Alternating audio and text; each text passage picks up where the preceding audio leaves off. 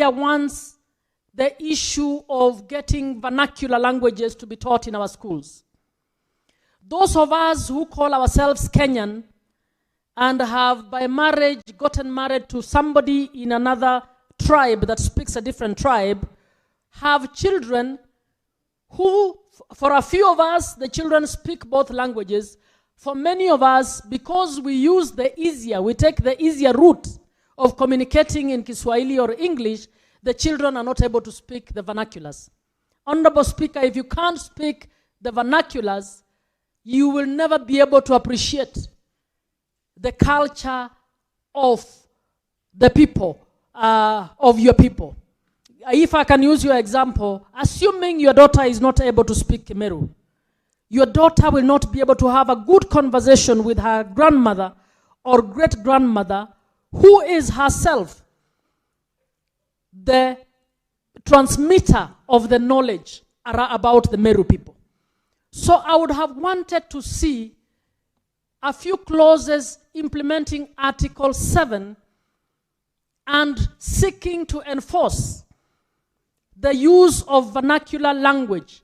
And Honorable Speaker, I have said before once that if we encouraged, even within Nairobi, to say we can have as many schools, one can teach up to 4 vernacular languages, another one, other languages, to ensure that our children, even the ones in the urban areas, have opportunity to be able to learn the vernaculars. And if they have the opportunity to learn the vernaculars, they will be able to appreciate the culture better.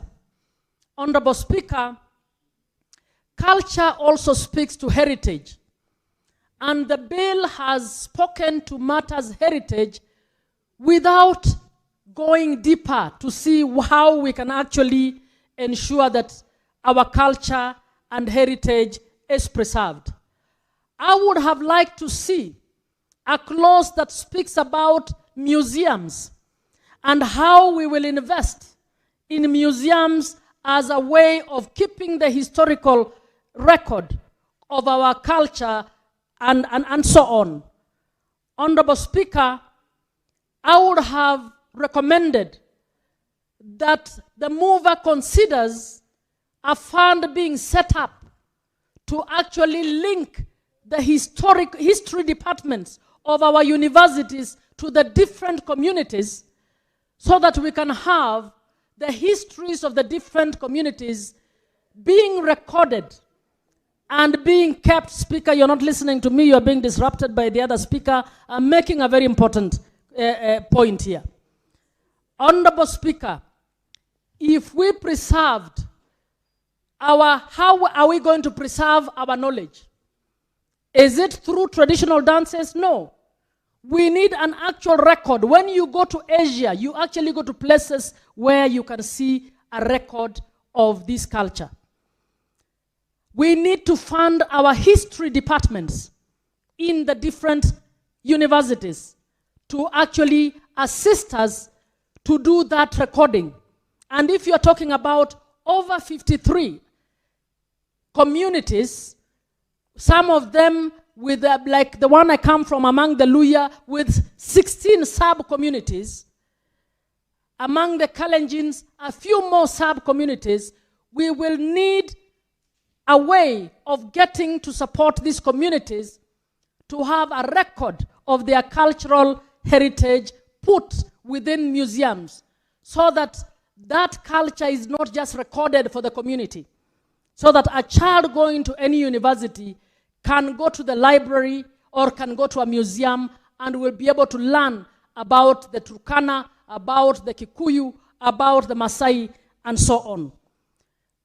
Honorable Speaker, we don't resource our universities on research very well. This would be a good opportunity to support the universities to be able to do this kind of thing. Honorable Speaker, culture is not just about the dance and the dress. There are many other things, and if we choose to record, I foresee, for instance, I think the lady senators who I have spoken to will recall that last year I try to recruit you so that we can all find the traditional women within our communities to have a meeting with them so that they can tell us what sex education looked like in their communities. And why was I interested in getting to know what sex education looked like?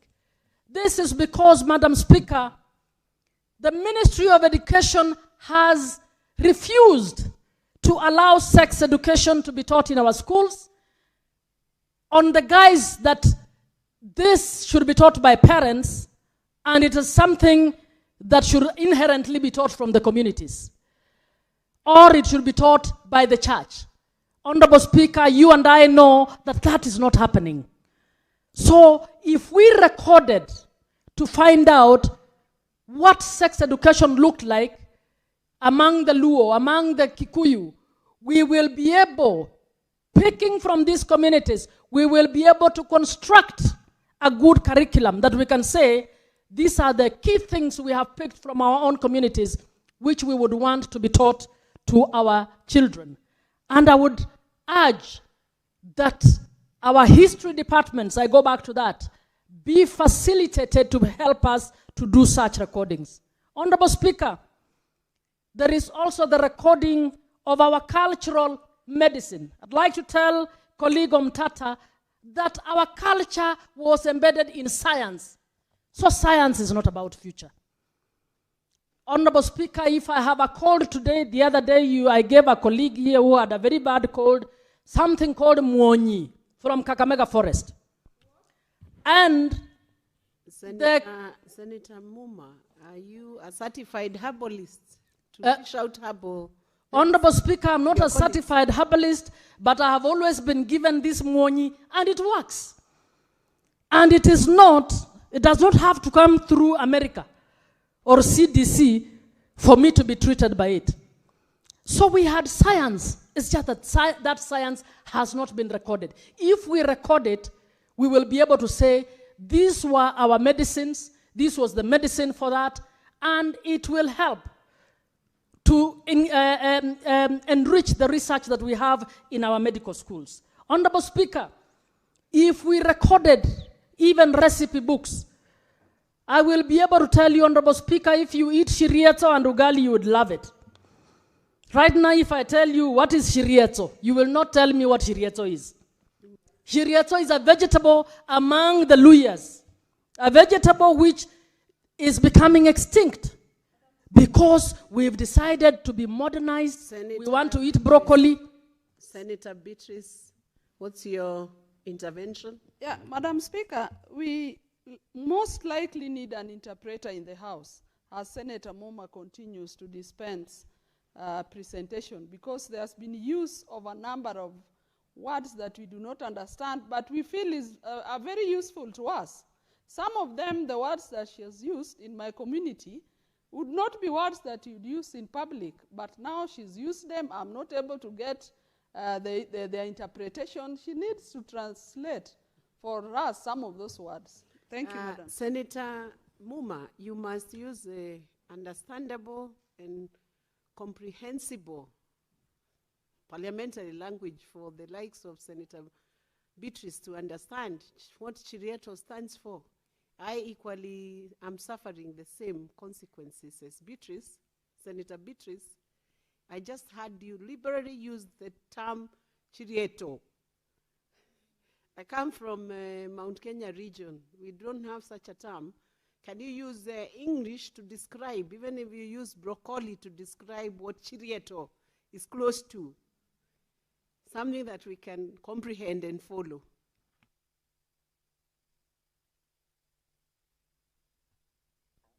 Honorable Speaker, Honorable Beatrice's complaint and your complaint just makes my point. That if we set a fund aside and allowed Masinda Muliro, Department of History, to do a book that says these were the vegetables among the Idaho, these were the ones among the Isuga, you will get to know what Chirieto means. And that's my point. That's the point I'm actually making. Honorable Speaker, when we establish the museums there is one point I would like to make. The National Museum should be able to give us accurate information about the national events. Honorable Speaker, after the Mau Mau, some of the Mau Mau veterans took a case to the UK and were compensated, the British government redeployed back some information in our archives. And if you look in those archives, Honorable Senator, Honorable Speaker, you would find that the Mau Mau is erroneously felt to as though they are people from one community. But when you see the list of the people who fought for Uhuru in this country, that list has so many other people from other communities that have never been celebrated because one community has decided to celebrate their own, other communities have not done similarly. So the impression, and it's not to actually fault any community, the impression given to the children who are coming up is that Mau Mau was about one community, when that is not true. But Mau Mau had a list. If you go to that archives, if it is properly resourced, our children will be able to go to the National Archives. They'll be able to see the hundreds of other people who fought for Uhuru in this country. So I think this is a basic law, but as is, it is not able to take us to Canaan. Honorable Speaker, insofar as the culture is concerned, Senator Kathy Muma, can you describe where is Canaan coming in? Where are we going to be heading when we are going to Canaan? From where? Honorable Speaker, Canaan for purposes of culture is that right now, culture is whatever anybody says. But if we historically follow, put in place the resources to be able to put all the things I have said in place, to be able to come up with proper recordings, our children, our children's children, our children's children's children will get the same information about the Kikuyu, the Luya, and the others. Honorable Speaker, I would have liked to see this bill also talk about investing in film for Kenyan as a mode of preserving our culture. Honorable Speaker, other countries, other communities, other cultures world over use film and theater to actually communicate the cultural events, their cultural heritage, and their cultural history. It would have been good to also involve an aspect of investing in the Kenya Film Institute, and to actually encourage the setting up of the film industry and theater across the 47 counties and nationally for us to be able to do. Honorable Speaker, what I have added, if it is added to this, we will say we have a rich law that can actually enable us to preserve and to enjoy our culture. I support. Thank you, Senator Kathy.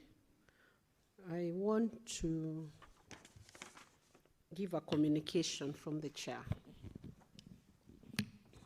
On a visiting delegation from Rutune Junior Secondary School, Honorable Senators, I would like to acknowledge the presence in the public gallery this afternoon, a visiting delegation from Rutune Junior Secondary School in Mukurweini constituency, Nyeri County.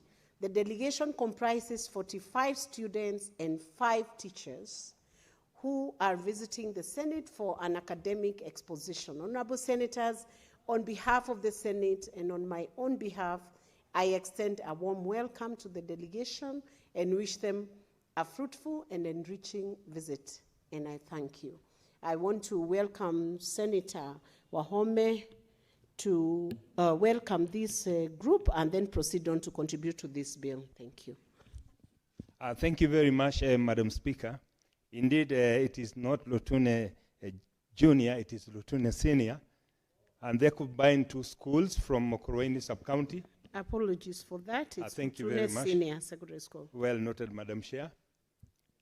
Madam Chair, why we encourage the young ones, and I think this goes in the spirit of the bill that we're having today, it's because we want them to see, we want them to learn, and we want to invest in them so that when the time comes, Madam Speaker, they'll be able to do what we are doing here.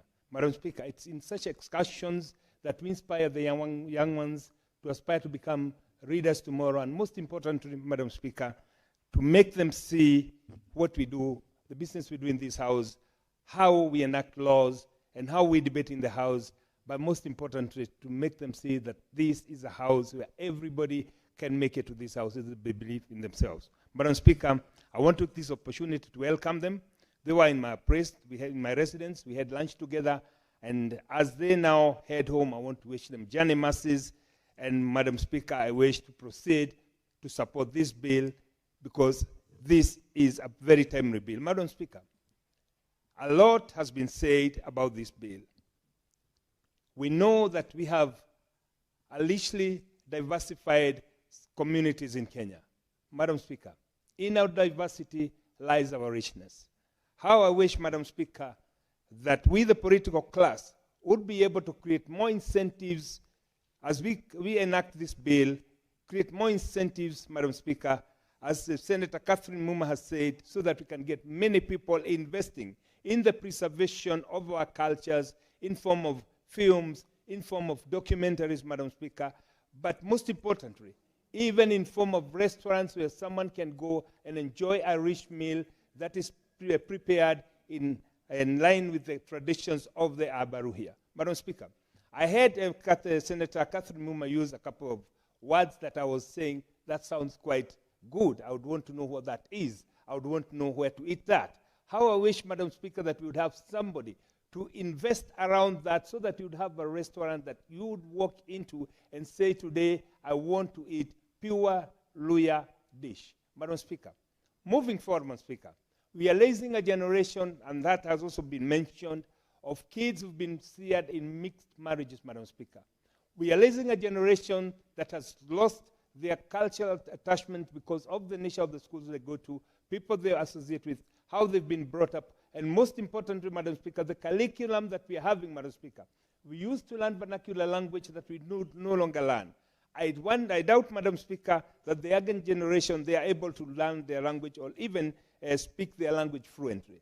Having said that, Madam Speaker, I know, and it must be mentioned, our richness, and as I've said, lies in the diversity that we have.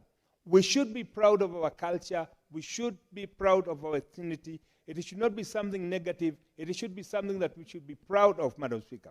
And therefore, Madam Speaker, I'm always a proud parent when I attend dramas and musical festivals in school and see schools in central Kenya perform culture dances from the Western or from the Nyanza, and this is a way of encouraging, Madam Speaker. Where I feel that we fail our young generation, Madam Speaker, and this bill goes a long way in trying to capture that, is that we do not document this for posterity, Madam Speaker. How I wish that it would be a culture entrenched within our learning institutions that all these dramas and musical festivals are documented and properly archived so that someone could even reach back to them and refer to them even 20, 30, 40 years to come, Madam Speaker. Madam Speaker, as we are aware, the world is moving to become a global village. And therefore, Madam Speaker, we are going to see fusion of cultures, fusion of heritage, and therefore, Madam Speaker, as we look at the heritage from where we come from, it is also imperative that we look at the heritage of where we are going. How do we now preserve the heritage of the young generation who cannot be able to relate with the history of our forefathers? How do we make sure that we merge what we used to do then, what they are doing now for posterity, Madam Speaker? And therefore, I would want to agree that it is important that we also come up with institutions of basic learning that will be teaching some of the basic languages. Madam Speaker, in the CBE education, you will see French as a language. You will see German as a foreign language. How I wish that we would even offer Luya, Kikuyu, Kiluo as a language that one would have a choice of learning, because moving forward, we would want to have somebody who will be able to preserve or even to understand the cultures of these different communities and be taught in school so that for the posterity, we can have at least some points of reference. Madam Speaker, we must, as legislatures, also come up with measures that will ensure that we encourage people, we create incentives for people to invest in these activities, like I said, films, for example, production of documentation, production of books, Madam Speaker, and even preservation of cultural heritage, Madam Speaker. My colleague here from Busia said about the paintings in a certain place. How and what effort do we make, Madam Speaker, to ensure that we preserve this for posterity? How are we investing in this, Madam Speaker? You yourself in your contribution, Madam Speaker, did state well. The Romans did build in the 14th century, and the architect has been preserved until today. What is it that we are doing to preserve our huts that were built in a traditional way? What is it that we are doing, Madam Speaker, to preserve our cultures that were practiced by foreparents? Madam Speaker, what we must do is to ensure that we create not only a fund, but an incentive, Madam Speaker, including tax relief for anybody who invests in an activity that will promote the culture and the heritage of our nation, to be given tax relief so that we can encourage many more people to invest in that. Madam Speaker, it is also imperative that we look at the divergent approaches that we have, and now the cupping culture of new families, and this has been prompted, Madam Speaker, by the intermarriages that is happening across the nation, but most importantly also the academic approach that we have, Madam Speaker. In our time, we used to learn vernacular from standard 1 to standard 4, and therefore every child could read or could speak their vernacular language. Now, Madam Speaker, we have a new approach that puts more emphasis on competence-based, Madam Speaker. We have people who are pursuing arts and creative arts and sciences, and, Madam Speaker, we must, around this also, come up with an approach, entrench it in our curriculum that will ensure that we do not lose the variable culture that we have, and as we encourage the integration of our nation within the East African community, within the global settings, we must also be wary not to lose what we already have, Madam Speaker. And therefore, Madam Speaker, I would want to say the proposal of this bill, Madam Speaker, it is very, very important, but we must go a step further and look at how do we create resources to ensure that we preserve the culture, we make sure that we document it properly, we produce films, Madam Speaker, but most importantly that we also encourage investors, Madam Speaker, who will be able to come up with restaurants, will come up with theaters that will be producing pieces that are meant to show what a particular community is supposed to be doing. But that, having said that, Madam Speaker, it must also not be lost to us that we have a totally new generation that also have their own heritage, that they have developed their own culture. And this, Madam Speaker, we must get away of marrying what they are doing with what our forefathers used to do, so that we can have a platform for the future generation to see how they'll do their things. Madam Speaker, as I wind up, I would want to say that it is very, very important that we promote the activities in schools, right from lower grades, where people practice not only their culture, but also what other communities are doing. And I would want to commend those teachers who make their students present drama pieces or music or folk songs from other communities, because this is one of the best ways that we can fight the biggest enemy of this country, which is tribalism, while at the same time promoting integration, not only at regional level, but also at national level, as we are looking forward to integrating Kenya in the global arena. Madam Speaker, I support and yield my time, my less of the time, to my colleague. Thank you, Madam Speaker. Thank you, Senator Wamatinga. Senator Beatrice Akinyi Ogola. Thank you, Madam Speaker. Madam Speaker, I rise to support this bill and to say from the word onset that this is a very progressive bill that must be enriched, that must be enlarged, that must be made very comprehensive, Madam Speaker. Madam Speaker, culture is a way of life, and a way of life need not to be retrogressive. When you talk about culture, a number of people think you are talking about long-time traditions, you are talking about retrogressive practices, Madam Speaker. But, Madam Speaker, culture is the foundation of any family. Culture is the foundation of any community. Culture is the foundation of any nation. And our culture as a people need not to be very simplistic, Madam Speaker. Madam Speaker, a long time ago, in the olden days, culture was passed on from generations to generations. Madam Speaker, that traditional cultures that our communities had has been interrupted or has been revolutionized because of going to school, because of modernity, because of education. And rightly put so, when you look at the cultures that our communities had, those cultures reflected on the national values that we have even as a country.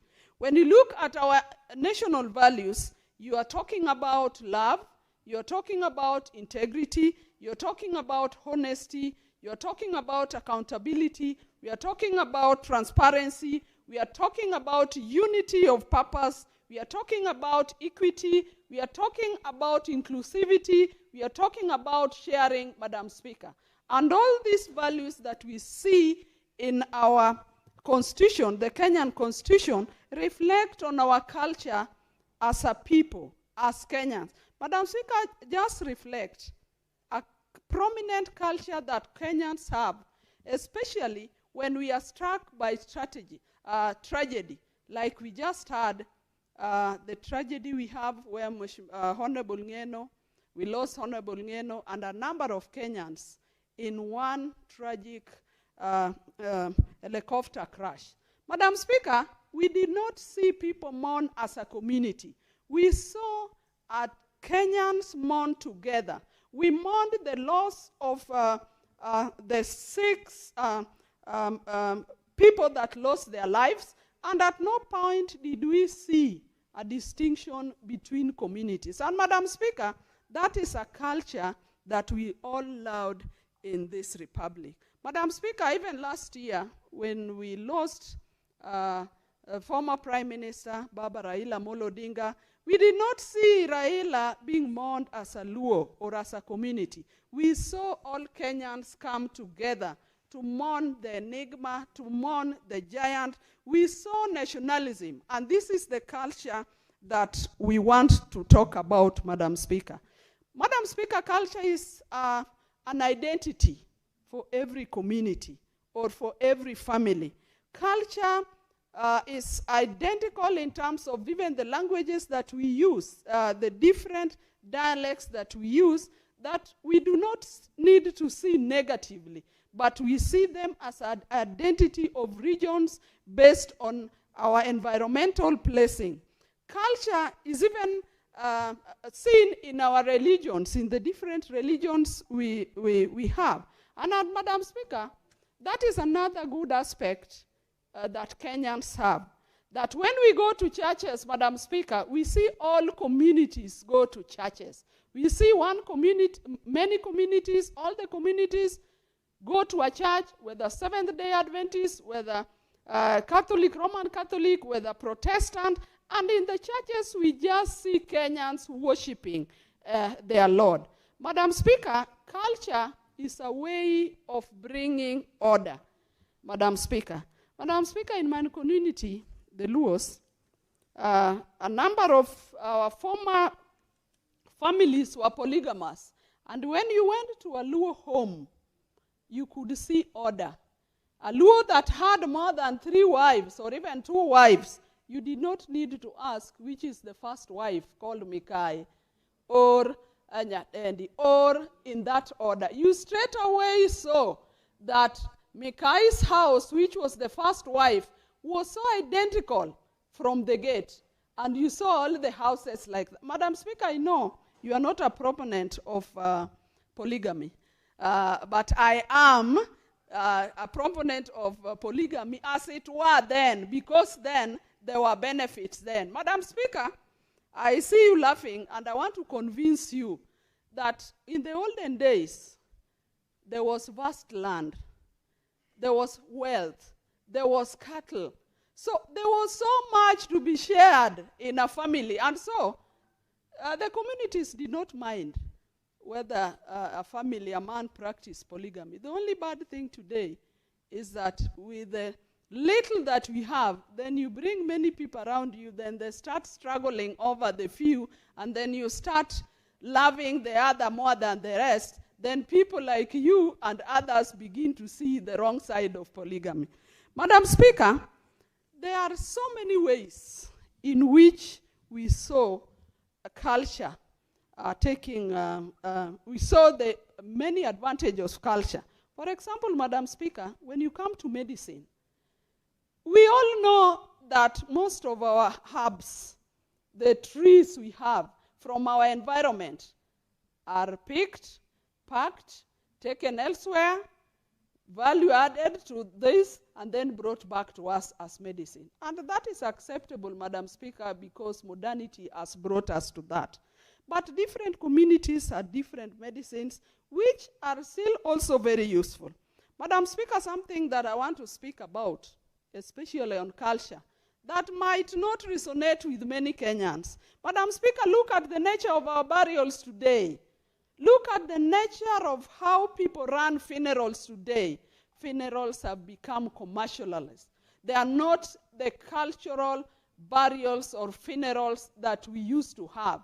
Madam Speaker, in my community, if one died, depending on your gender, you'd take 3 or 4 days and then you'd be buried. But today, look at when people lose their loved ones, and people have made a standard of how burials should be. Straight away, people collect into committees, and they arbitrarily say, this is a death that this burial is so big, it must cost 1.5. They go to the total before coming to the items that take them to total. Madam Speaker, I'm raising this because as Kenyans, we must reflect. How do we want to go through funerals, Madam Speaker? In our villages, now we have like 4, 5, 3 funerals. And you see families that are struggling, but they still go ahead to commercialize their burials. And people have made standards, and they have brought pride into those burials. Madam Speaker, the dead used to be celebrated and with honor, especially in my community. And I know in your communities too, just like birth would be celebrated. And Madam Speaker, I'm talking about those because those are aspects of culture. How culture has transited from one practice to the other. But Madam Speaker, they revolve around the values that we are talking about of love, of honesty. Madam Speaker, the reason why I say this bill should be enriched, we want to see the aspect of education as being a serious tool of rationalizing our culture and carrying all of us together. Madam Speaker, we know we come from different communities with different cultural practices, but we are looking forward to a Kenyan community. We are looking forward to nationalism. We are looking forward to see Kenyans that are developing one culture of honesty, of integrity, of accountability, of transparency, of patriotism, of equity, of social justice, Madam Speaker. And all this can be packaged through our education system, Madam Speaker. Madam Speaker, different communities had different cultural entities that were respected. Look at the elders. In my community, the Luo Council of Elders, and I know a number of communities had. Madam Speaker, I'm a member of the Energy Committee, and when we went to Turkana for the public participation over the Turkana oil, I loved the aspect of the recognition of the people of Turkana of their elders. I only forget the local name by which they were referred. But Madam Speaker, such recognition bring respect, bring order, bring discipline to a people because you must recognize one or some of your own. Madam Speaker, there are cultural sites all over in our communities. For example, in my community and in my clan, we have the Gor Mahia legendary grandfather, that we have a site for the Gor Mahia. That is just a recognition of the outstanding people we have. We have people like, we have the Ramogi Hills in Siaya. where we believe that our great-great-great-grandfather came from. Those are aspects of cultural sites. I'm mentioning this because a number of communities have those cultural sites, and they must be recognized, they must be preserved, and they must be protected. Madam Speaker, I also support the fact that this bill mentions the issue of compensation of royalties. Madam Speaker, communities deserve payment of royalties. One, it is because it is the communities that have preserved and protected some of these sites and the natural resources that we have. And Madam Speaker, the communities have a lot of attachment to all these natural resources that they have preserved. Madam Speaker, as I end my presentation and as I support this bill, I must mention something that is very critical, that is developing as a culture in this republic. The culture of hatred of one, the culture of mistrust, the culture of disrespect, the culture of corruption. Madam Speaker, it amuses me that whenever we speak everywhere, each party points at the other as the corrupt.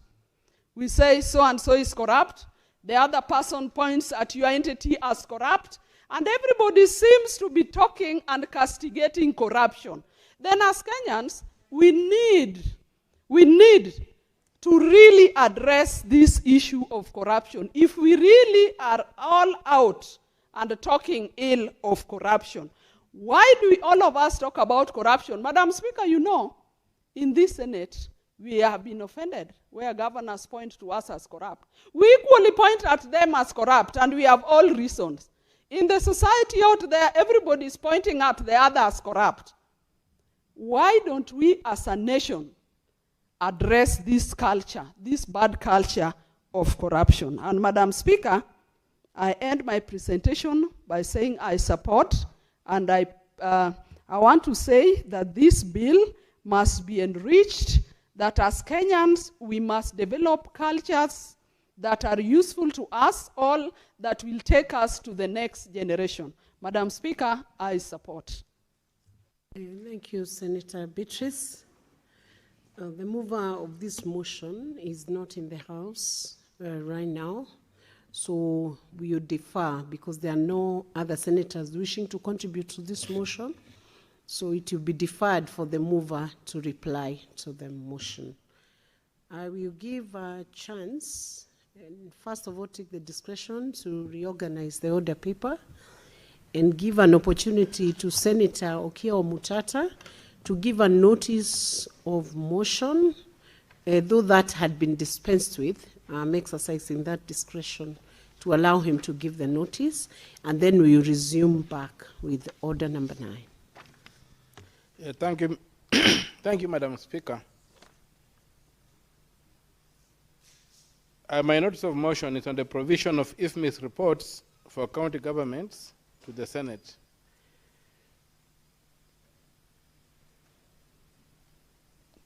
That aware that Article 96 of the Constitution provides that the Senate represents the counties and serves to protect their interests, determines the allocation of national revenue among counties as provided in Article 217, and exercises oversight over national revenue allocated to the county governments.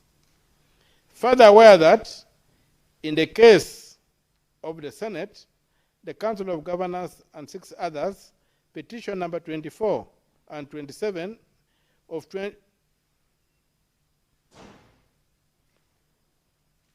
there's an error, Madam Speaker. It is giving us 2029. It should not be 2029. I think they will correct it. What's your point of order, Senator Cherargei? So, Speaker, in giving of notice as per standing orders of the Senate, the giving of notice is read as is, not of ought to be. What standing order are you using? Madam Speaker, on the standing order number 1, with your indulgence, Madam Speaker, and then sorry for taking long, Madam Speaker, on the issue of just a moment, Speaker, to appraise myself with the on the issue of standing order number 1, which, and then there is standing order number 62. And then, Madam Speaker, finally, on the procedure, Madam Speaker, on the procedure of moving of motions, that is standing order 62. Standing order 62, Madam Speaker. And then giving notice, that is standing order 53. Not, sorry, 53, Madam Speaker. Can I read? Proceed to read it. To read it. Standing order number 53. No. Standing order 60. That is notices of motion. 53 is on Senator's request for statement, so it cannot be applicable 60. in that. 60, but the standing order I have here, Madam Speaker, is allow me to. You can proceed. Do you have the Yeah, specific I'm trying to one? get the correct one. I don't know why that one is missing. Madam Speaker, it says, standing order number 60, notices of motion, except as otherwise provided by the standing orders, notice shall be given by a senator of any motion which the senator proposes to move. Number 2, before giving notice, a motion shall deliver to the clerk a copy of the proposed motion by the senator. Number 3, if the speaker is of the opinion that any proposed one infringes which he has passed through, Madam Speaker, allow me to go to the, a senator giving notice of a motion approved by the speaker shall state its terms to the Senate and indicate whether the original copy received by the speaker has been certified. This one is by party leader or any other, or sponsorship by the Senate, shall have all other, and then notice approved by than this may be given by means of a list, Madam Speaker. So, Madam Speaker, in line with standing order number 64, it refers to number 64.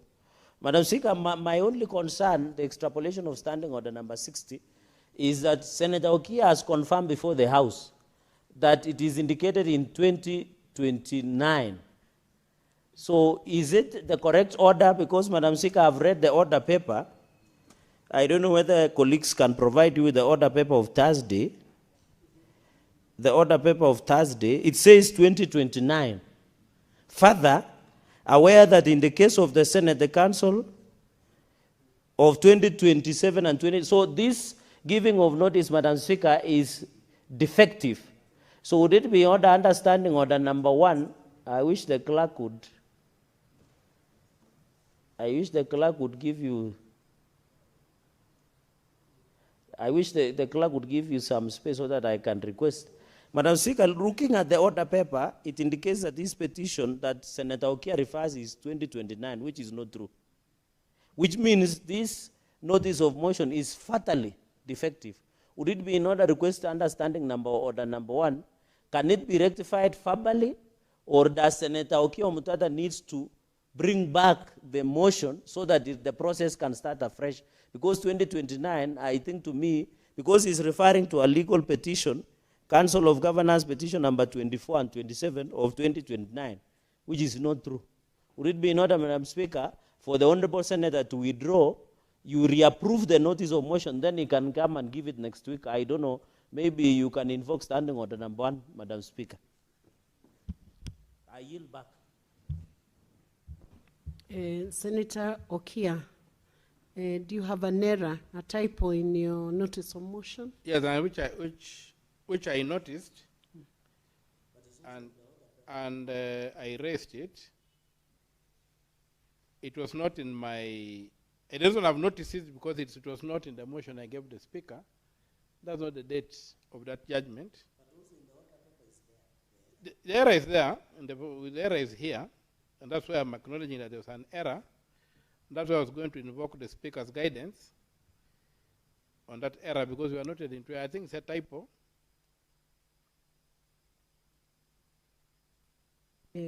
So maybe you could be guided. That's why I was raising with the attention of the speaker that there was an error in the content. I'm checking whether standing order 62 could apply moving of motion in an amended form. where the Speaker may permit a senator to move in an amended form a motion of which notice has been given, if in the opinion of the Speaker, the amendment does not materially alter any principle embodied in the motion. Honorable Senator, in view of the fact that it cites a petition number 24 and 27 of 2029 consolidated, that error may need to be corrected, because then the 2029 year does not is not yet, it doesn't exist. So it sounds like a material description of the petition, so it might help for you to amend the notice, which the Speaker would be amenable to allow you to take time and amend it, and then it can come back into the order paper on Tuesday. I think it's not me to amend, is I think the Secretariat, because what I gave had the correct date. But what was presented here, I think there was some oversight. There was a typographical error. So I think it's in order for the correct position to be given. I guide that you allow the Secretariat to amend it, and then you give that notice on Tuesday. On Tuesday, yeah, that's what I on wanted Tuesday to do. next Yeah. week. I'm So guided. Secretariat, please amend that notice on Tuesday so that we do not refer to a petition that is non-existent. Thank you. Thank you, Madam Speaker. Thank you, Senator Okia. We can proceed on to the next agenda, that is the agriculture produce minimum agenda number 9. Order number 9, the Agricultural Produce Minimum Guaranteed Returns Bill, Senate Bills number 17 of 2025, second reading, resumption of debate interrupted on Thursday, 26th February 2026. Senator, this resumption of debate, Senator Cherari K. Samson, you may proceed and take the mic. Thank you, Madam Speaker. From the onset, I want to congratulate you for moving ably this bill on the Agriculture Produce Minimum Guarantee Returns Bill 2025. Madam Speaker, I think you continue to distinguish yourself as an astute legislator, following in some of us who are the greatest debaters and legislators on this House, Madam Speaker, and I can give you accolades. There is a song that they say, what a man can do, a woman can do it better. And as the champion of women leadership, women rights, I'm proud that the person who has come to rescue our languishing farmers is none other than a woman leader by the name Senator Veronica Waheti, through this agricultural bill of guarantee minimum returns. Madam Speaker, the farmers of this country are proud of you. From Muranga to Nandi, from Nandi to Mandera, from Oma Bay to Busia, from Wasingishu to Meru, all the 47 county farmers are proud of this bill. This bill will change the fortunes of many farmers. Madam Speaker, in a quick succession, you were the distinguished and one of the best Secretary Generals that the United Democratic Alliance Party have ever had. Madam Speaker, and I remember you came and gave me my nomination certificate after I won overwhelmingly, after vanquishing my opponents in the nominations of UDA in 2022, and you ran the UDA party like a colossus of leadership and a paragon of hope. And I'm happy that today you are proving your leadership, and you saw me today in Maskani, same as a citizen, when we were discussing about the future of UDA. And I know, God willing, in the next in the soonest, you might come back as to continue as the SG of ruling party. The reason I'm bringing you, Madam Speaker, is because you are among the drafters, the thinkers, the projectors, the think tank that came up with United Democratic Alliance manifesto. In the plan, Madam Speaker, one of our selling points to our farmers was guarantee minimum returns. I'm happy you are playing your role by saying, let us implement our manifesto. Madam Speaker, are you aware in the NADCO report, the 10-point agenda, one of the key issues is food security and guarantee minimum returns to our farmers. And that is why may the soul of one of the greatest leaders of all times of this African continent, Kenya, Baba Raila Amolo Odinga, signed the 10-point agenda with the president. And one of the issues was to take care of the interest of farmers. And I'm happy the ODM, and I'm happy I've seen Senator Ogola, who is a loyal with military precision. Her loyalty is with military precision to the ODM. And they are saying we are looking for power. Wanaweka mawe, sijui mbwekse, Madam Speaker. So I'm happy Senator is here because when they met as parliamentary group, meeting of ODM, when the management committee of ODM, Central Management Committee met, they have said there is no end point of NADCO report. It is a continuous implementation. And one of the continuous is the legislative intervention. Legislative intervention, we have done elections. By the way, Kenyans were asking her, Madam Speaker, why are we quick to pass laws that look like they take care of the who is who? But today I'm happy. We are discussing the laws of Olopoloi. The Olopoloi of this country, the farmers. Do you know the average age of farmers in this country? Colleagues, is 61 years. It is between 60 and 65. You know, we need to make farming attractive, Madam Speaker, so that our young men, are you aware, Madam Speaker, let me give you a quick statistics so that I drive my point home and dry. Madam Speaker, are you aware 75% of Kenyan population is below 35 years, including your children? I had, and I think, Madam Speaker, we might need to invite Senator Beatrice Ogola as the guest speaker during the men's conference, Madam Speaker, in 2027, just before election, because I can see she is supporting polygamy. Madam Speaker, you know I'm a product of polygamy. My father married 2 wives. I'm a son to the second wife of my father, the late Simeon Kimutai Meli. And there is my elder mother, they are still surviving, and my own mother, Madam Speaker. And we grew up in a polygamous family. We should respect. You know, Madam Speaker, what I find weird is this wazungu are telling us to have a mistress is okay, but to have a second wife is wrong.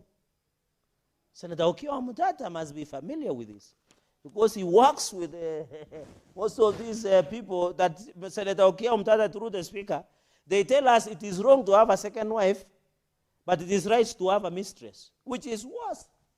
And I think Senator Ogola should address the men's conference in 2027. I'm just drafting the invitation letter.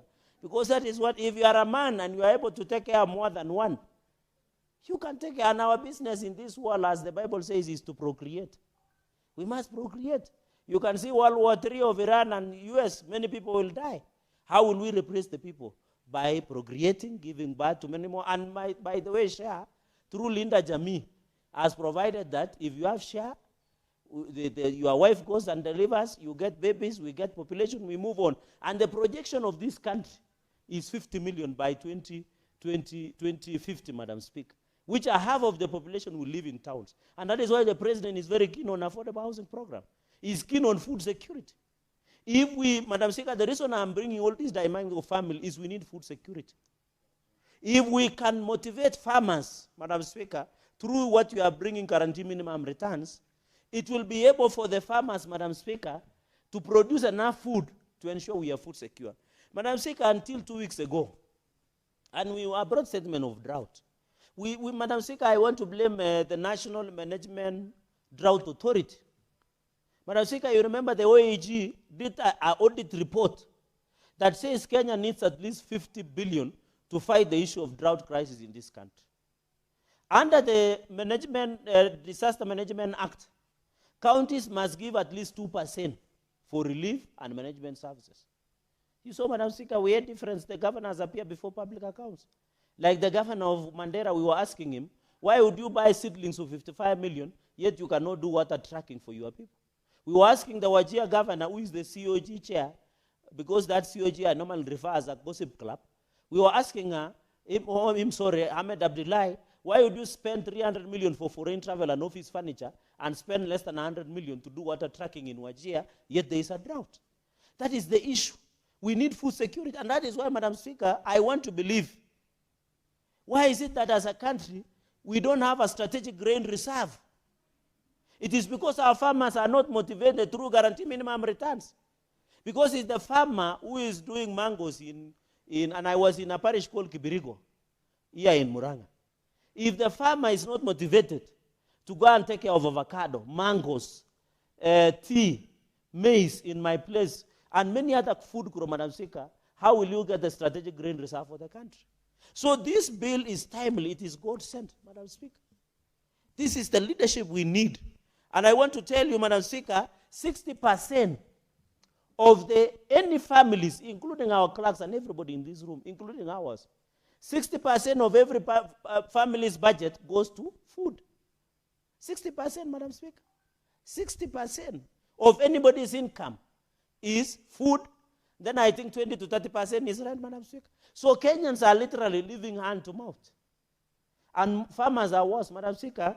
When you are farming, the president has given us subsidized fertilizer from 7,000 to 2,500. But I want to believe counties should do what we call last mile distribution of fertilizer. I want to see it in Homa Bay. I want to see it in Nandi. But you know what we're having the problem, Madam Speaker, is we're having absentee governors. They no longer care.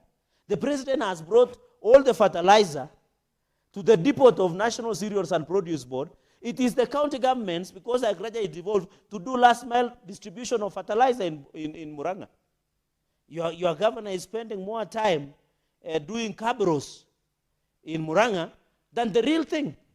My governor is globetrotting, going to where Jesus Christ was born, as opposed as to providing farmers to Kipchunu, Madam Speaker, or providing farmers in Trinidad, last mile distribution of fertilizer, Madam Speaker. Our governors are busy doing politics, Madam Speaker. Even you have seen in Homa Bay, the deputy governor has resigned, Oyugi Magwanga, Madam Speaker, because people have failed. The governor there is an absentee governor. While we appreciate what she is doing under broad-based, that one should not disenfranchise the people of Homa Bay from getting services, Madam Speaker. Madam Speaker, and therefore, as I drive the point home, the issue of guaranteed minimum returns, as I go to the bill, I'm happy with the definition of comprehensive cost. Like farm inputs. Seeds are expensive, Madam Speaker. We thank the president for fertilizer. But you believe 2 kilos of maize seedlings from Kenya Seed is 600. Yet Kenya Seed is in Kitale, less than 30 kilometers from my county. Yet the seedlings are expensive. We don't import. Madam Speaker, do you see the paradox?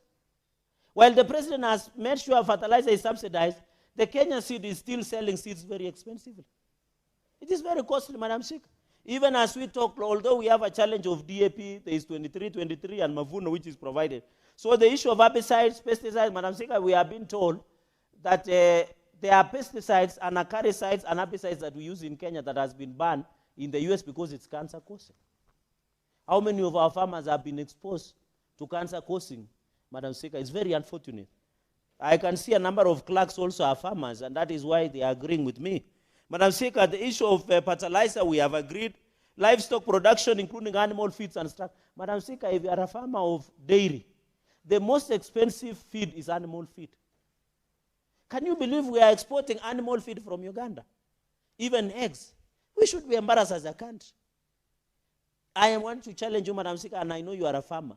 If you see the cost of running dairy farming, you will be shocked. It's costly. It's too expensive, Madam Speaker.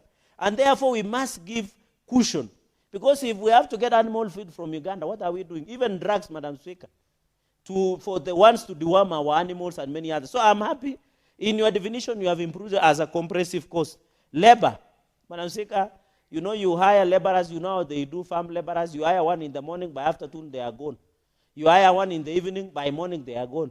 So the issue of labor cost is still, because if today, Madam Speaker, if we are to implement the minimum wage of our laborers in our farms, no one will be able to afford them.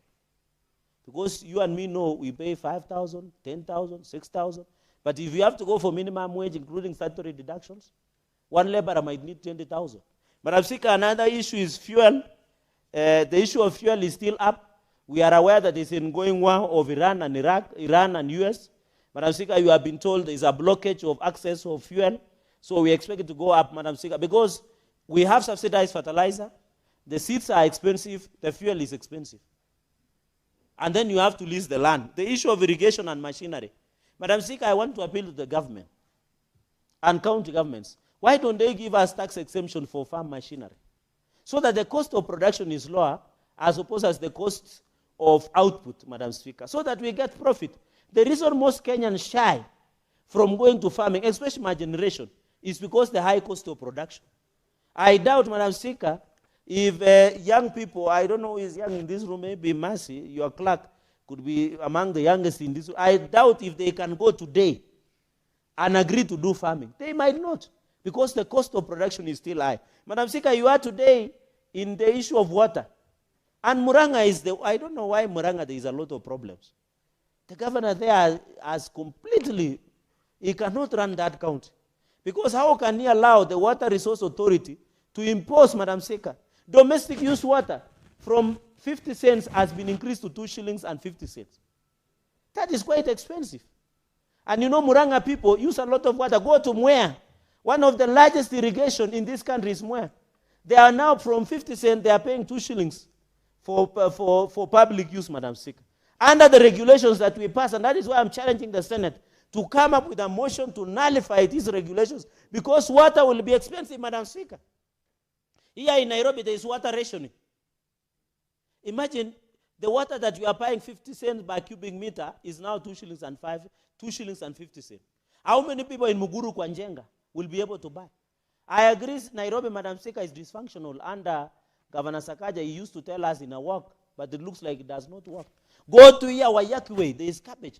Go here, club around about, there is cabbage. Everywhere you drive in this Nairobi, there is cabbage. And I want to thank the President for coming to rescue Nairobi by injecting 80 billion. Because Nairobi should look like a capital city among the cities in the world, Madam Speaker. And Madam Speaker, I saw the MCS led by your friend, I know the lady who say they want to move an impeachment motion. And I'm challenging them, don't fear! Bring the motion. We will deal with the governor once and for all and allow him to go and do other things, Madam Speaker. Because Nairobi is choking under cabbage. Madam Speaker, when it rains, Nairobi look like River Nile.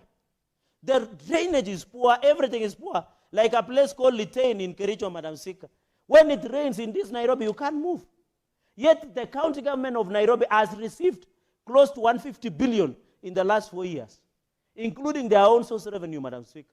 I want to challenge the MCS because I know some of them of your friends. Let them bring the impeachment motion. We'll do the needful, Madam Speaker. Allow people who are incompetent to go home and allow Kenyans to do other things. Even farm rent, Madam Speaker, we rent expensively. Post-harvest handling cost, I agree with you, Madam Speaker. I want to add one word. You should have put livestock insurance as part of also guarantee minimum returns. And even post-harvest losses. Madam Speaker, it is not fair. Here in Nyandarua, we have so many potatoes, but Kenyans are dying 500 kilometers in Mandera, Marsabit, or Garissa, or Isiolo. It is very unfair. We have enough food in this country. Madam Speaker, I want to say this. A country that cannot feed its own population of 3.3 million Kenyans is not a good country, Madam Speaker. They say a nation is known by how they treat their vulnerable, Madam Speaker. Madam Speaker, role of county government, I think we have agreed with that. I can see my light is on, Madam Speaker. Let me give you the numbers, Madam Speaker, to enrich. I know we can still do this in the third reading. I can see coffee is now 81 shillings per kilo. Tea, Madam Speaker, which is still a problem. I know Mount Kenya, you are lucky. Under KTDA, us, we are not lucky. We are being given 23 shillings per kilo, which is still very bad, Madam Speaker. The issue of maize, we still want 5,000 per 90 kilos, but we want it to be reduced to 50 kilos by 3,500. Madam Speaker, stabilization fund of milk should be 50 shillings per liter, so that we inject at least 2 billion to the milk sector to stabilize what we call price stabilization, which is under guarantee minimum returns. On the issue of macadamia, I'm happy. It has grown from 25 shillings per kilo to 100 shillings per kilo for macadamia farmers, especially. Madam Speaker, for Senator Ogola, who comes, and the incoming president, maybe by 2050, he might be my running mate, Senator Okiya Mutata, the sugarcane per tonnage, and I know Mount Kenya will support me overwhelmingly courtesy of you. Madam Speaker, it is now moved from 4,500 per ton to 5,300 per ton. We need stabilization of prices so that our farmers, when they go to farm, under guarantee minimum returns, Madam Speaker, they can be able to be sure, and going into the future, Madam Speaker, the farmers will be able to reap. And I can assure you, Madam Speaker, if we pass this bill, these are some of the bills that will make you be elected. And I have encouraged you, don't go for women rep. Those are women who have never had opportunity. Leave them to the first timers to run for women rep. Don't run for Senate. Can you go for the governor? So that you can implement your bill. And you know, House of Mumbi, they are proud of your women leaders. I know there are communities, but I think the Luo community has broken the fast because they have now a woman governor. Even Kalenjin, may her soul rest, I know your friend Dr. Joyce Laboso. So why don't you go for governor? Usitishwe. Just go for governor, Madam Speaker, so that you can be given opportunity to implement this bill. We want to see, I'm told when women are in leadership, there is normally less corruption and less violence. Because women are very careful in what they do, and they don't bring goons in their meetings.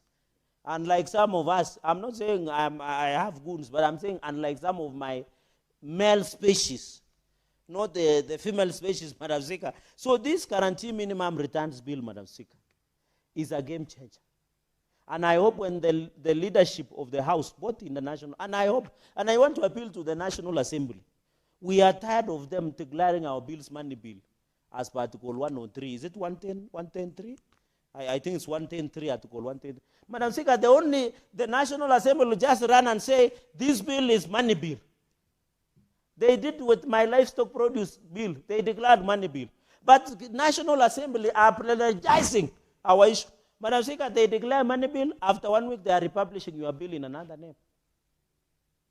Madam Speaker, we must, and I think as a House, if a bill like this for farmers, for even sector, there is no farmer for Senate, there is no farmer for county, there is no farmer for national government, there is no farmer for National Assembly. Why would they should be saying, yes, it is a money bill, but because it is in the interest of the common good of the country, let us pass this bill. Madam Speaker. And that is why I'm appealing to colleague senators. Let us pass this bill. Let us support this bill for the benefit of our farmers. I know my farmers in Nandi will be proud when they have stabilization in the prices, Madam Speaker. Just add me 30 seconds, Madam Speaker. 30 seconds. 30 seconds. Thank you, Madam Speaker. That's why I'm saying my farmers in Nandi will be proud. Madam Speaker, and I want to appeal to our colleague senators. Whenever you are Senator Ojenda, Senator Metu Anonyonga, don't go and disparage Senate. You don't go and tell the people your house is leaking the roof, Madam Speaker. You defend your house because the Senate is there. And I want to appeal the way Senator Speaker Waitangula did at the National Assembly.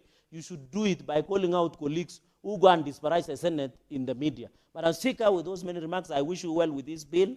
May the Lord guide you. May the Lord protect you. May they prevent evils who want to declare it a money bill. In the name of Jesus Christ, I yield back, Madam Speaker.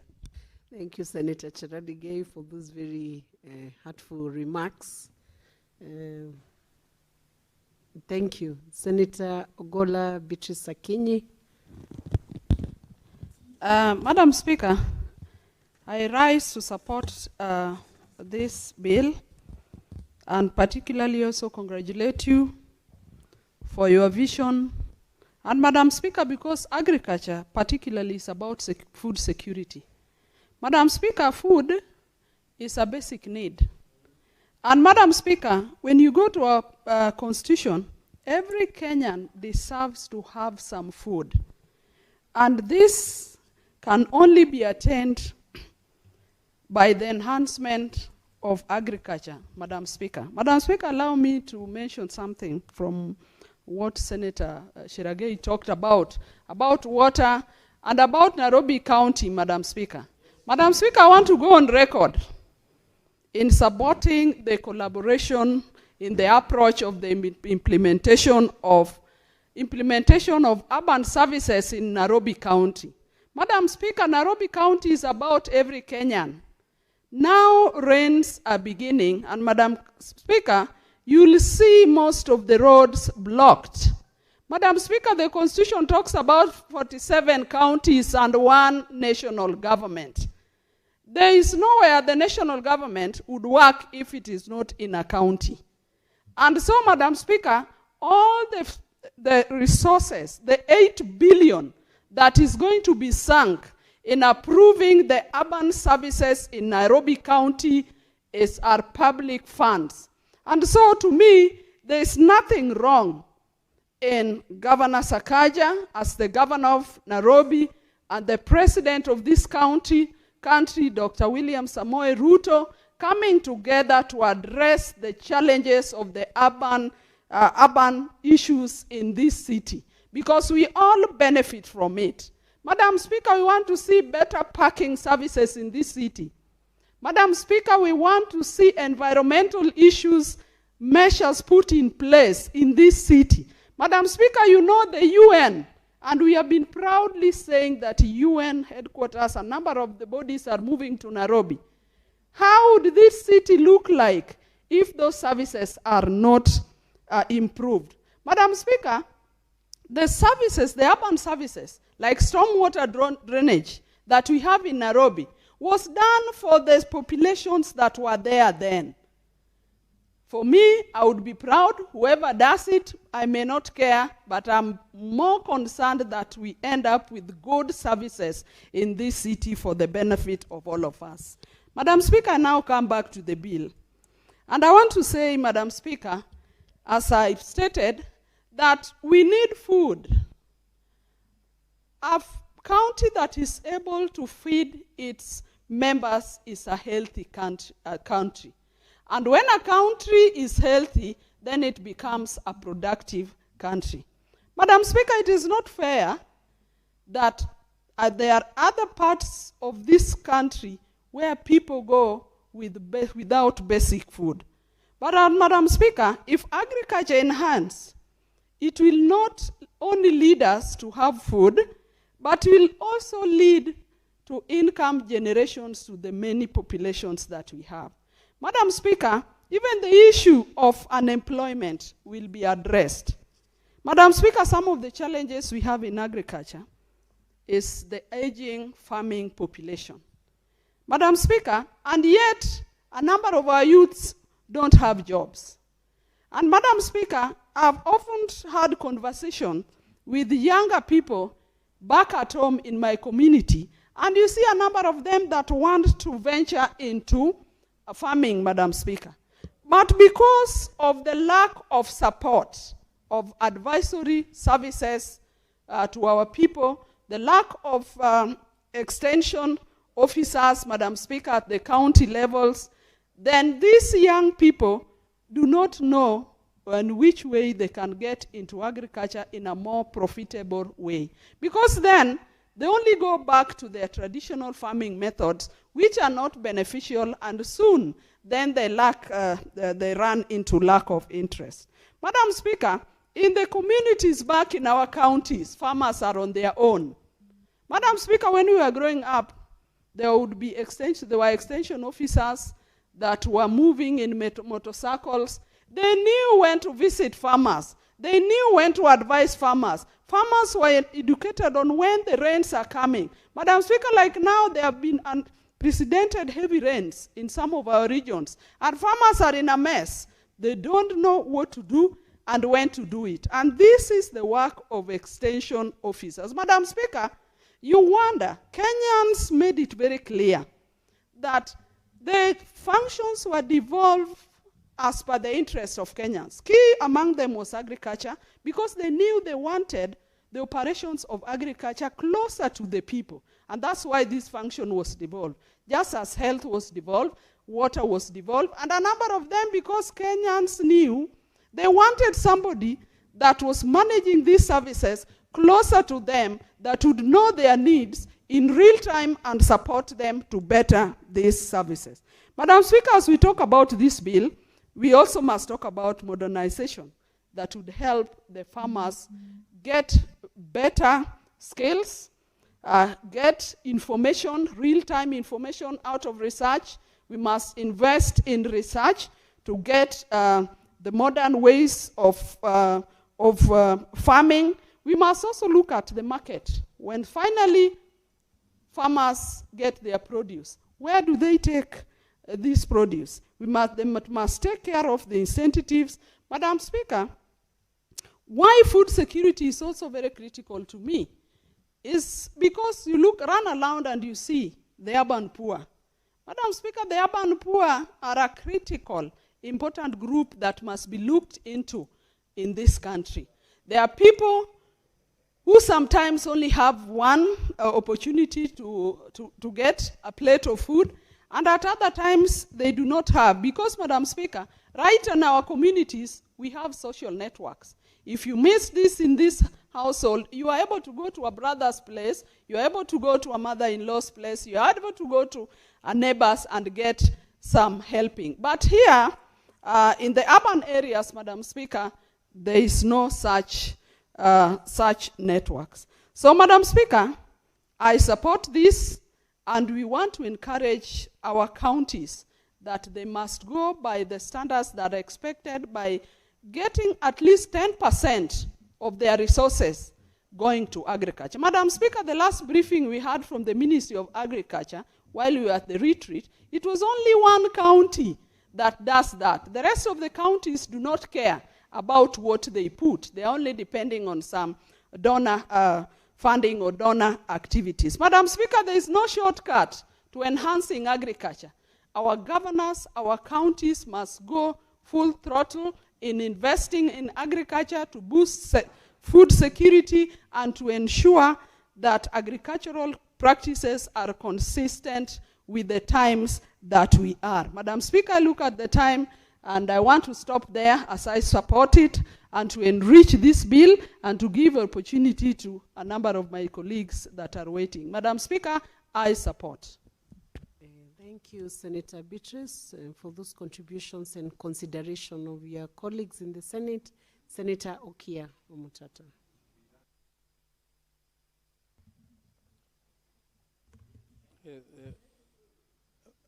Madam Speaker, thank you for the opportunity to contribute to the Agricultural Produce Minimum Guaranteed Returns Bill of 2025, which you have sponsored. I congratulate you for this good bill and hope it will see the light of day. Madam Speaker,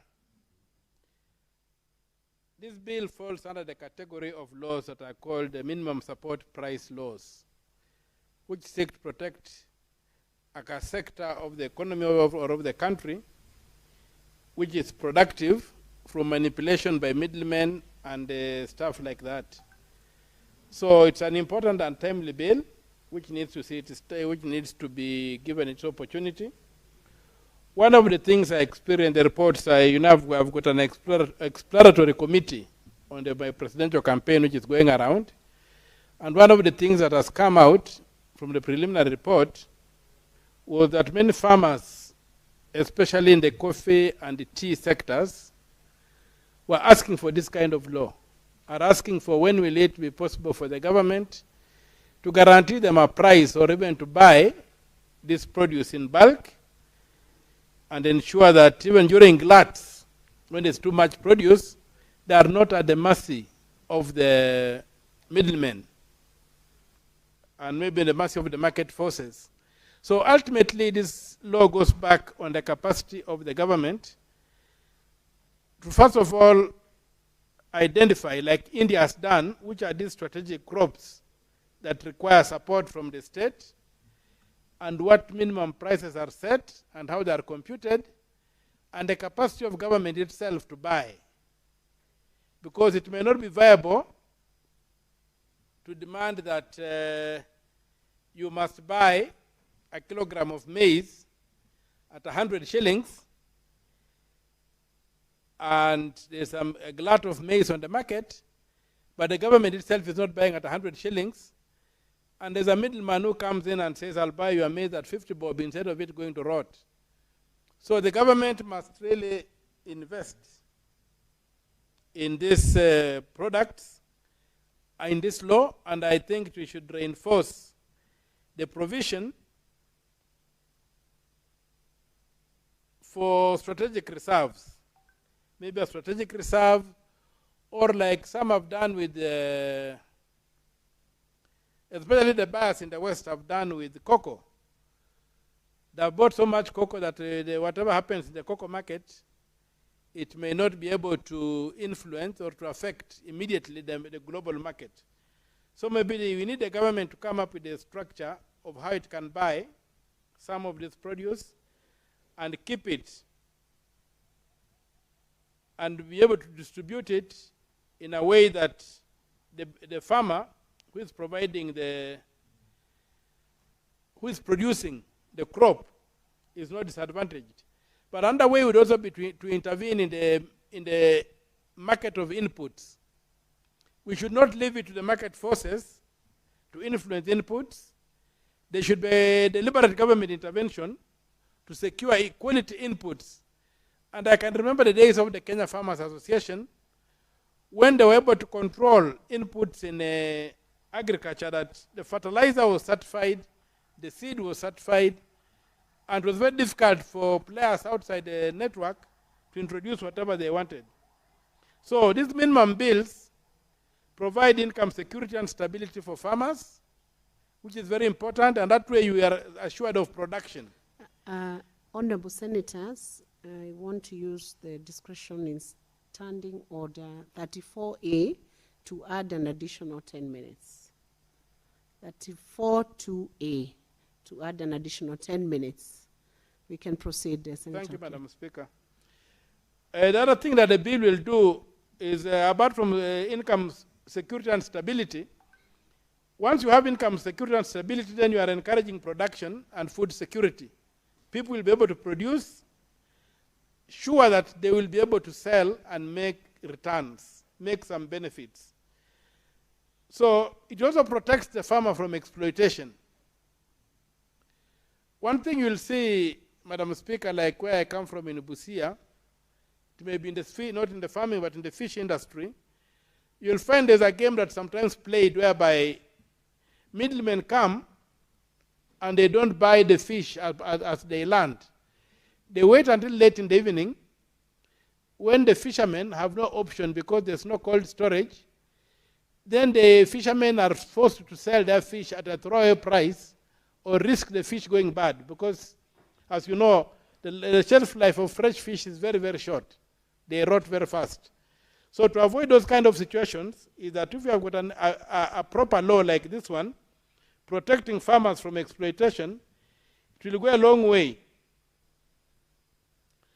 It also has got broader economic and social impacts.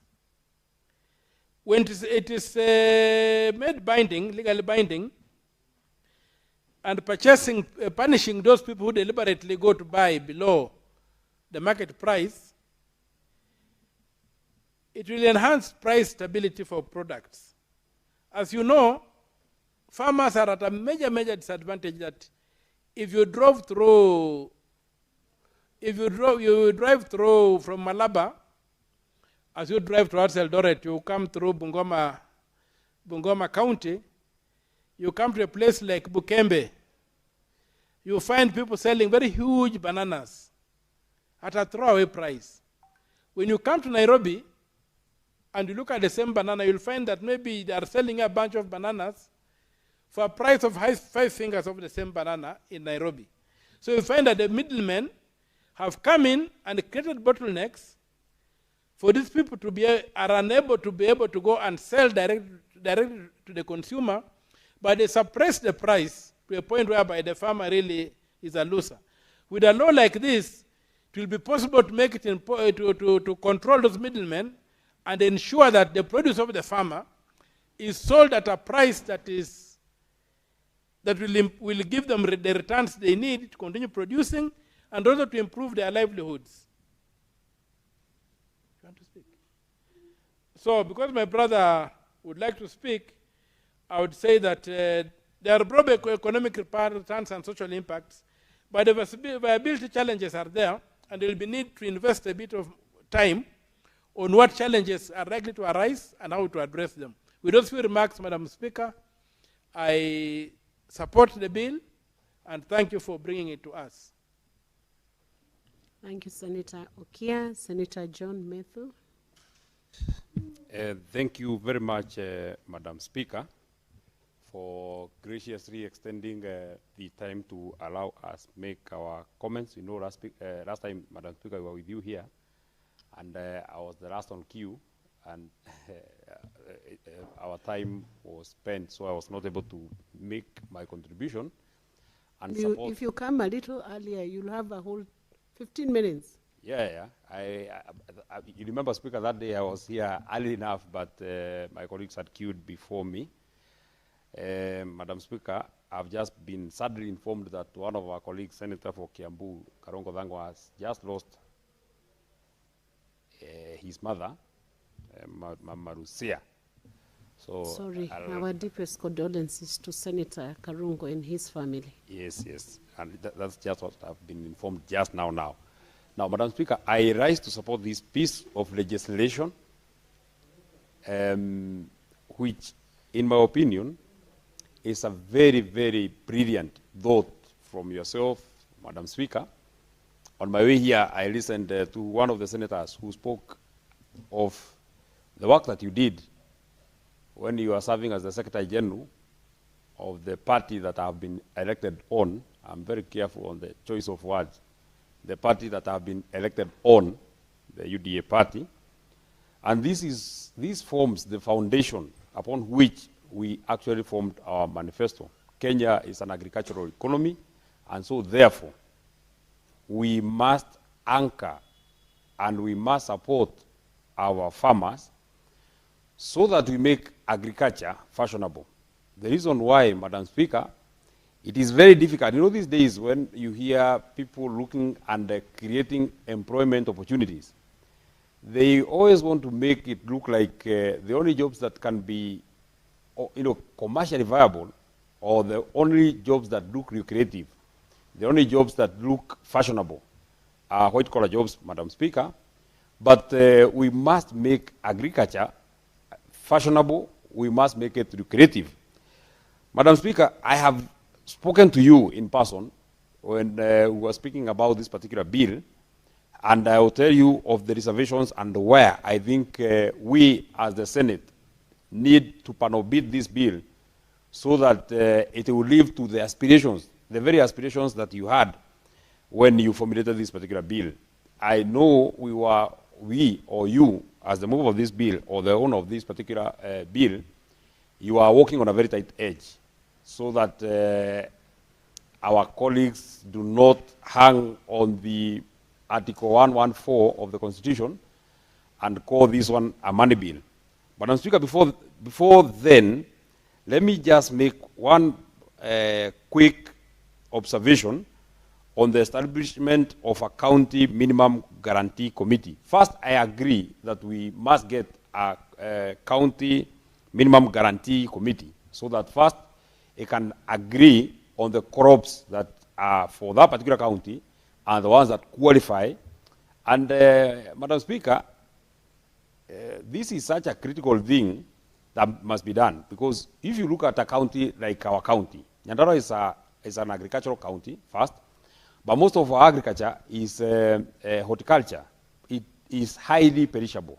And one of the things that we must address, Madam Speaker, I wonder whether many people who actually eat potatoes in Nairobi appreciate that potatoes go bad in less than 5 days. If you harvest your potatoes and you're not able to sell them in 7 days, they all have gone bad. Unfortunately, this is the tragedy of the people of Nyandarua, because all the produce that we grow, potatoes, cabbages, carrots, I don't know how to say minji in English. Yeah, peas. I don't know whether they're cowpeas or they're just peas. No, they are French beans, if I'm not wrong. I think they're French beans. Or French beans is Mishiri. They are not French beans, they are green peas. Okay, they are green peas. And then even that French bean is grown in Nyandarua, that Mishiri. All these produce is highly perishable. And what the kind of suffering that is faced by the people of Nyandarua, the county that I represent, for example, is so dire such that, Madam Speaker, we have to sell our produce at throwaway price, because we can't retain that particular produce. Once it's ready, we have to harvest. Once we have harvested, it has to go to the market at the earliest opportunity. Now, for example, Madam Speaker, a 50 kg potato sack in Nyandarua today is retailing at 1,200. You can imagine such a painful thing. But on this establishment of the County Minimum Guarantee Committee, I've seen the number of chief officers who have been proposed to be in that particular committee. I think I would want to add quickly that in the event there is a chief officer for agriculture and a different chief officer for livestock, then both should be able to, we should be able to do an amendment so that we can include one or both, so that we can include both. Now, my reservation on this bill, Madam Speaker, agriculture, according to the 4th schedule of the Constitution of Kenya, is a devolved function.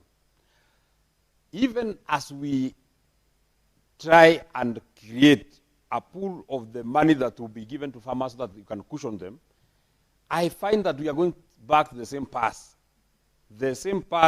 of the county without necessarily looking at where money is retained. Agriculture being a devolved function, Madam Speaker, it does not make sense to me as to why.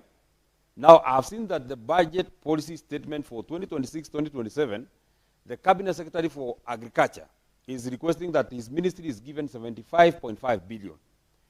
If you look at the budgets of all the counties, for example, none of the counties has more than maybe 100 or even 200 million, or even 300 million, for example, for agriculture alone, Madam Speaker. So therefore, if you are to put together all that money that is meant to give artificial insemination, that is meant to give seeds, that is meant to give all these services, agricultural services, Madam Speaker, it cannot go more than 1.5 billion. It is out of this 1.5 billion that, because we have 47 counties, if each county is setting aside about 300 million, that would be about 1.5 billion, Madam Speaker.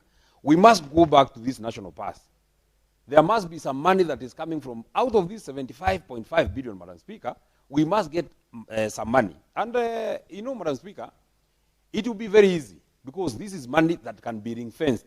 And if we are to live to the manifesto of the UDA government, the party that have been elected on, we had not promised the people of Kenya that this minimum guaranteed return will be a preserve of the county governments alone, Madam Speaker. There must be some money that will be ring-fenced from the national coffers, Madam Speaker, and this money will be, you know, right now, we have money that we give as conditional grant for FROCA. There are specific functions that are supposed to be catered for by that particular fund, Madam Speaker. So therefore, there must be some money. We must see it in the budget of the national government that this is the money that we have set aside so that we can cushion our farmers, so that our farmers can be able to know that when we grow this, or rather, when we engage ourselves in this particular endeavor, this is the minimum that we shall get when we engage ourselves in this endeavor. Madam Speaker, if we leave it to the county governments, it will be a question of +1 -1, which is just 0. Because the budgets they have are quite squeezed. And you don't expect, Madam Speaker, that they will appropriate especially money that they use for recurrent, and we imagine that this money they will appropriate it to, I'm winding up, Madam Speaker, they will appropriate it to be in the budget for the minimum guaranteed returns, Madam Speaker. We must introduce an amendment to this bill, and I want to persuade you, Madam Speaker, we must introduce an amendment to this bill, Madam Speaker, so that we can have some money that will be set aside by the Ministry of Agriculture, and then this money will be saved and will be for ensuring that we cushion our farmers. I know our time is gone, Madam Speaker, and since I had also already persuaded you personally, I think I would want to persuade you that we move that amendment so that this bill will actually be a bill that can be implemented. Asanteni sana.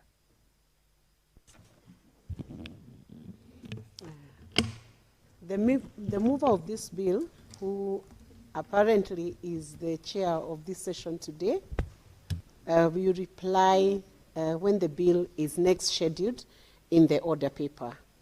because time is up. Honorable Senators, it's now 6:40 p.m.